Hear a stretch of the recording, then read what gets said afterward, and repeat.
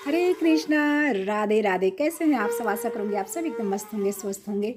मैं 1 नवंबर को तुलसी विवाह मनाई थी। आप लोग किस दिन तुलसी विवाह किए थे, मनाए थे, ये ज़रूर बताइएगा।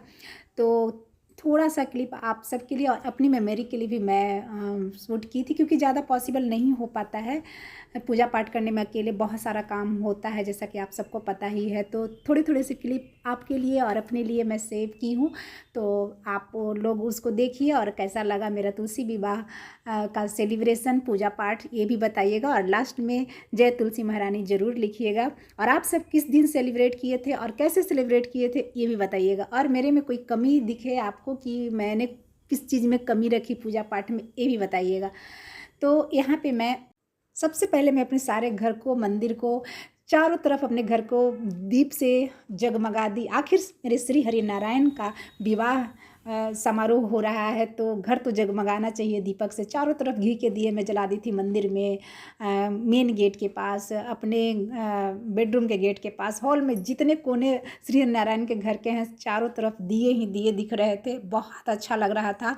उसके बाद मैं अपने लड्डू गोपाल जी को अभिषेक करती हूँ, क्योंकि उनको तैयार भी करना है। मेरे लड्डू आज दूल्हा बनने वाले थे, तो अभिषेक करना तो बनता है। अभिषेक की, उसके बाद अच्छा सा श्रृंगार मैं की। और मेरे माधव, मेरे केशव, मेरे श्री हरि नारायण बहुत ही प्यारा सा श्रृंगार करवाइए। ये देखिए कैसा श्रृंगार उनका लग रहा है। दोनों को मैं श्रृंगार की थी, माधव केशव दोनों को, लेकिन केशव को ही, क्योंकि मैं केशव मेरे सबसे पहले मैं सेवा केशव की ही ली थी, तो केशव को ही मैं शुरू से दूल्हा बनाते आई हूँ, तो केशव सरकार को ही मैं दूल्हा बनाई। और यहाँ पे तुलसी महारानी को डेकोरेट करने के लिए मैं लेकर आ गई थी। तो तुलसी महारानी को ऐसे ही नहीं रखना चाहिए ज़मीन पे, कुछ ना कुछ उनको आसन ज़रूर देना चाहिए। तो मैं एक लकड़ी का पीढ़ा जो आता है ना, उसको आसन दी थी। और इस तरह से, कुछ इस तरह से देखिए तुलसी महारानी का मैं श्रृंगार की थी।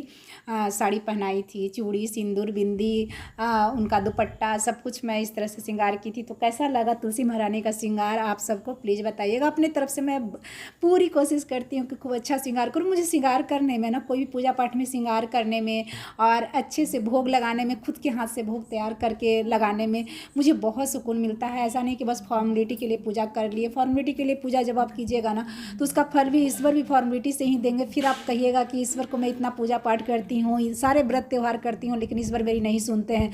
अगर नहीं सुन रहे हैं तो कहीं ना कहीं आपके पूजा पाठ में, आपके पुकार में कहीं ना कहीं कमी है। खूब जो भी आपको ईश्वर दिए होंगे, क्योंकि उन्हीं का सब कुछ दिया हुआ है, खूब मतलब आपके पास कुछ भी जेब में खाली भी हो जाए ना, फिर भी जितना भी जेब में आपके ना, सब लगाइए। खूब अच्छे से अखंड ज्योत प्रज्वलित कीजिए, 24 आवर फूल माला खूब लाइए, खूब अच्छे से डेकोरेशन कीजिए, जगमगा दीजिए पूरे घर को। देखिए जितना आप लगाएंगे ना ईश्वर के पूजा पाठ में, जो कृपता होता है ना, उसको त्यागिए ईश्वर की पूजा पाठ में। जितना लगाइएगा ना, उसे कई गुना ज़्यादा ईश्वर देते हैं। तो पूजा पाठ को कृपता के साथ अपने जेब को दबा दबा के पैसा रखे रहिएगा। और आप कंजूसी से थोड़ा सा दीपक ऐसा जलाइएगा कि दीपक पूजा होते होते बुझ जाए, वैसे मत कीजिए। वैसा कीजिएगा तो ईश्वर भी आपको उतना ही देगा।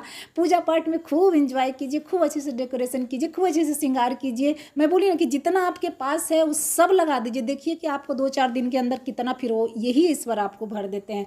तो यही छोटा सा एक क्लिप आप लोग के लिए और मेरे लिए भी एज ए मेमोरी मैं शेयर की हूँ। तो आप सबको कैसा लगा तुलसी विवाह का ये मेरा जो छोटा सा वीडियो था, वो बताइएगा ज़रूर। हरि बोल, जय श्री राधे, जय हो तुलसी महारानी की। तुलसी महारानी ऐसे ही सब पे, अपने अच्छे लोगों पे अपनी कृपा दृष्टि बनाए रखे और बुरे लोग और बुराई का अंत करे। हरि बोल, जय श्री राधे।